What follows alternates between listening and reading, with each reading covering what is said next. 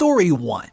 I once had a roommate for about 5 years who was literally, not figuratively, a freaking genius, and also an insanely good person. She built a 3D printer from scratch in our living room before 3D printers were even a thing anyone could purchase, and she did it just for the lols.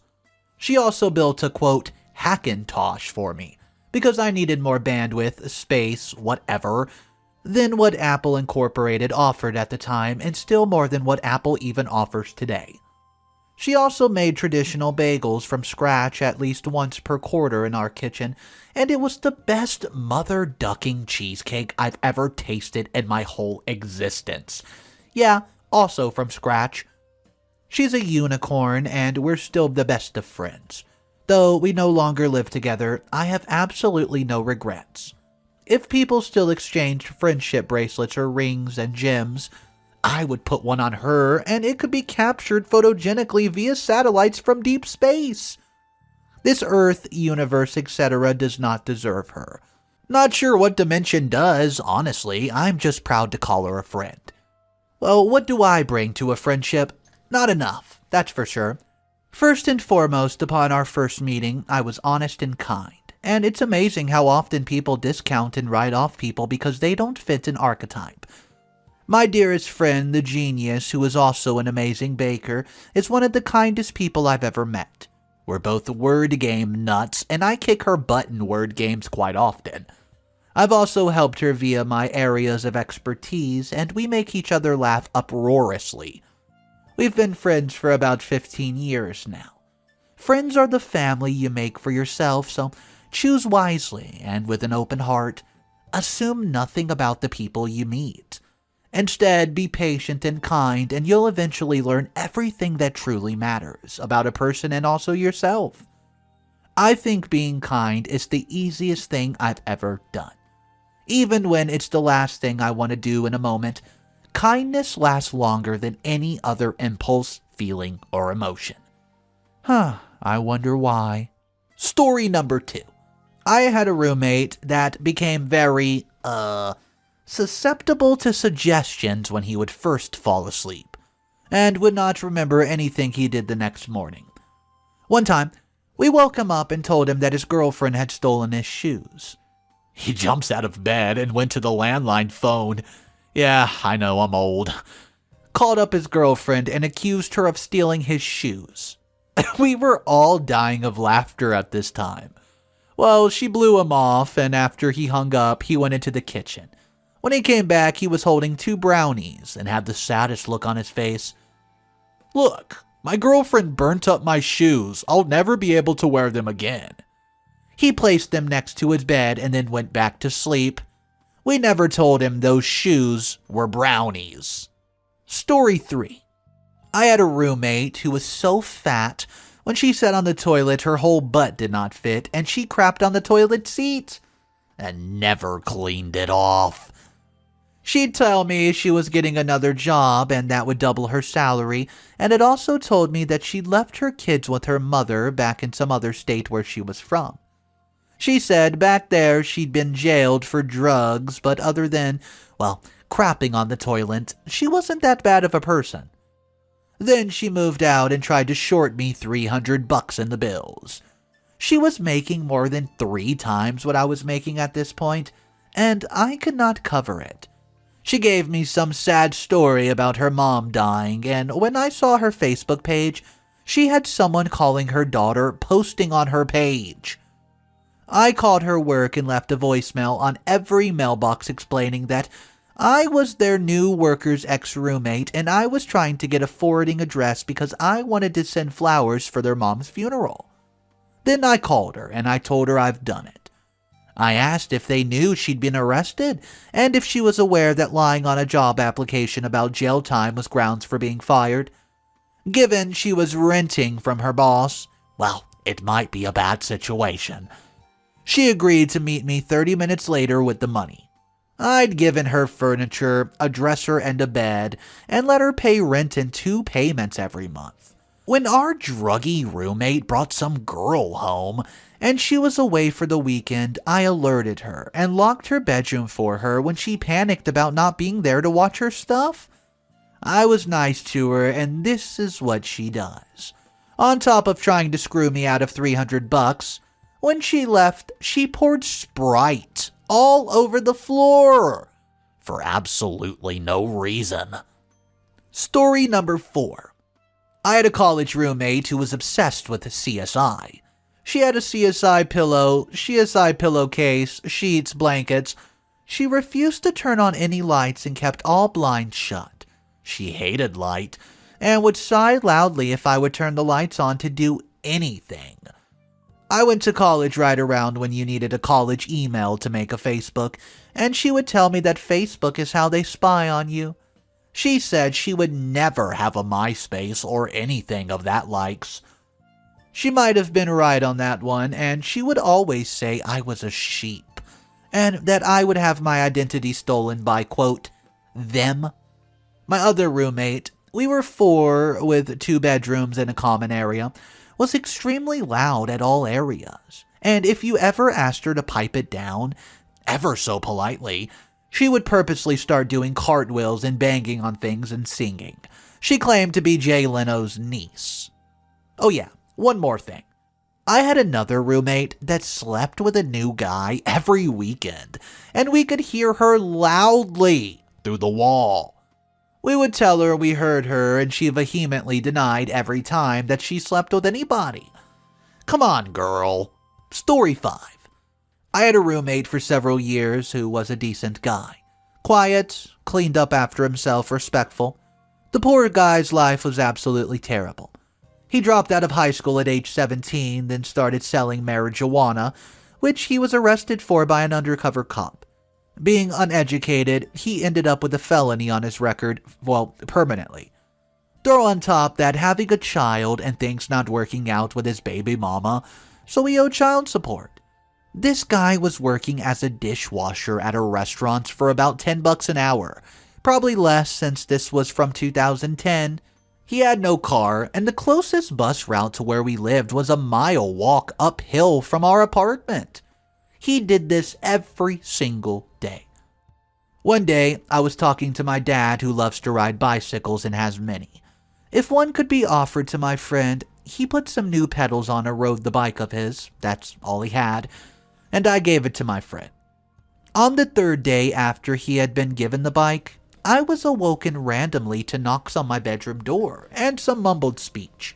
So, I opened my door and there's my roommate, with his hands up to his face covered in blood and maybe a tooth in there. He had placed his bag of clothes on the handlebar and, well, the drag from the front tire pulled the bag in and caused him to faceplant directly onto concrete. I remember taking him to the hospital, and he asked me to look at his mouth. Goodness gracious. Well, this does have a happy ending. Something like that. After this injury, he had enough with walking to the bus, so he got a second job, and began saving up to buy a car. For the first few weeks, though, this guy was walking to the bus and then working a 16-plus hour day. There was a gap between jobs where he could not rest much, so was probably getting 4 hours of sleep a night. He was saving funds, and due to his child support, he could only eat banquet frozen dinners, which cost about $1 all day. Well, that's all he had to eat. He eventually got that car, and his quality of life got marginally better before he parted ways. He ended up moving in with family and closer to the bus lines. Maybe not the most extraordinary, interesting story ever, but nonetheless, what the guy went through, I can't even imagine. He used to tell me he was walking home at night and he often contemplated stepping into oncoming traffic. Thankfully, he never did. After we both left the apartment and went our separate ways, we kept in touch. However, he frequently had phone issues when we lived together and had several different numbers in 5 years. I reached out to him to check in 5 years ago and never heard anything back. To this day, I wonder and I hope that he's okay. Story number 6. Hey guys, I own a house and I rent out rooms in it. Right after I got the first guy, I was pretty strapped for cash and needed to rent out both of the rooms as quickly as I possibly could. Unfortunately, it did not align with the usual lease start dates in town. University and colleges, so January, May, and September are the usual. I had a lady come in her mid-30s, wanted the furnished room. I felt it was a little off. Why does this grown woman have no furniture? My friends basically scolded me for being judgmental. Maybe she just got out of a bad relationship, dude. Maybe she's new to the city, etc., etc. So I rented it to her. Turns out she had just gotten out of jail for dealing methamphetamine. And honestly, she was better than the other one. She did her drug business in hotel rooms and she paid cash on time. She wasn't home a lot, and one time she left her little scale in the living room, and it inspired me to get a food scale, which was a game changer in my weight loss journey. A serving of spaghetti is pathetically small, and I had no idea until I weighed it. Ended up making up a lie to get her to leave when she brought a strung-out friend home in the middle of the night, because that's a little much for me. Meanwhile, the other looked good on paper. She was an early childhood educator on the supply list, except she was a raging alcoholic and heavy marijuana smoker. She never went to work because she never woke up in time. She never paid rent on time, and she brought home random groups from the bar in the middle of the night on a Wednesday. She would take 3-hour-long baths in my only bathroom, and was just not my type of roommate. I finally kicked her out when she started stealing booze from me. I caught her, warned her, and she did it again a few days later, so I called her out on it again. Gave her a month notice to move out, and she had the nerve to ask for the rest of the booze. So, comparatively, I would say the hard drug dealer was a better roommate. Story number 7. I had a very religious roommate once named Mike, who thought I was religious too, I guess. And he would often exclaim things like, "Oh my gosh, Kitten Clan, there's so many people outside, we should be evangelizing." He would never read any books except the Holy Bible, literally, and he would often pray right in the middle of the common space on his hands and knees. Weird guy, but he always paid his rent on time and kept his dishes clean, and it's hard to find roommates these days. Anyways, one day while I was reading a book in the living room, Mike came out looking very concerned and asked to talk. Quote, I think there's a demon living in the house. I'm the kind of person who likes to say yes, and people especially when they say something a little crazy. So I asked him to tell me more. Well, last night I had a dream. No, not a dream, a nightmare. A snake was choking me and I was fighting it. And he exaggerated his little hand movements aggressively to demonstrate his wrestling and said this. Oh, finally I threw it off of me, but then I realized I was awake, so I sat up and looked over at your side of the bed, and that's when I saw it. Saw what? The demon. You not listening? The dark cloud man was just standing next to your bed watching you sleep. He was like a cloudy shadow with white eyes, and I think he's possessing your home. Amazed by what he was saying, I asked what we should do about it. Of course, that was my question. Well, duh. We have to have an exorcism. I almost spit my drink out of my mouth. Well, I've never done that before. Oh, I have. He interrupted. So I was like, well, if you say so, Mike, go for it. Well, anyways, long story short, basically, he had blessed holy water from the tap and was walking around the room, tossing it here and there, yelling, "In the name of Jesus Christ, I command you to leave, demon," throwing water every inch.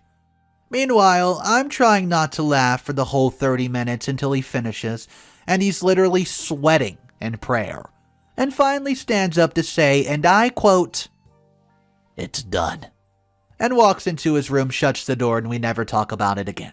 Story 8, final story of the video. If I had screenwriting skills, I was at one point ready to write a pilot about a former roommate of mine.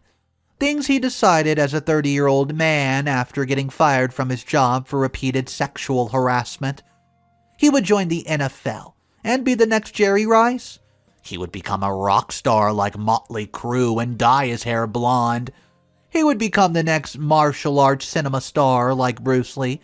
He was going to be that next Arnold. And began drinking protein shakes. In his defense, he was physically ripped, but he was half Taiwanese, half Chinese, and was 5'7", 110 pounds.